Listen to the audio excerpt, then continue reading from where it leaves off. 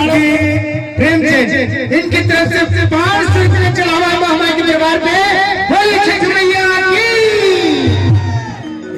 हीरालाल ब्राह्मण टोला से हीरालाल 51 रुपये और हीरालाल ब्राह्मण टोला से इनकी तरफ से 50 रुपये चढ़ावा महामाई के बोली छठ मैया की।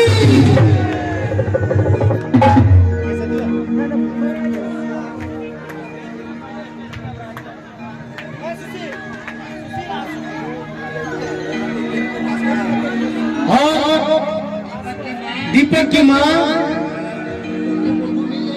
उनकी पोतोही मिल गई है, वो टेम्पो के पास खड़ी है, वो कृपया टेम्पो के पास चली जाए। क्या बात है, आइए चलते हैं भजन में आगे की ओर। और अच्छा लग रहा है ना, हमारी माताएं बहनों को अच्छी लग रही है भजन। आइए थोड़ा सा ताली और बजा करके, ये भजन की अंतिम लाइन है, इसलिए सब मिल करके तालियां बजाएंगे, है ना। आइए क्या कहेंगे कि जोड़े जोड़े पिया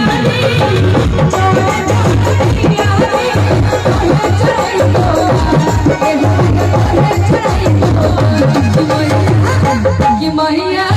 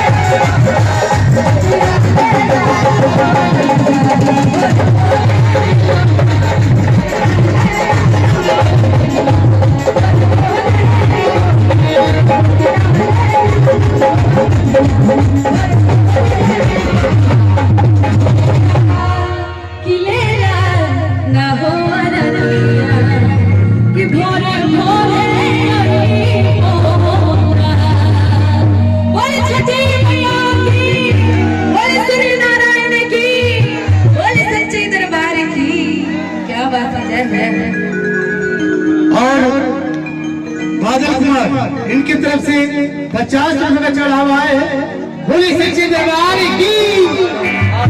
और हमारी लाइट में लाइट झरी लाइट इनकी तरफ से 51 रुपये का चढ़ावा आया है, बोली छठ मैया की।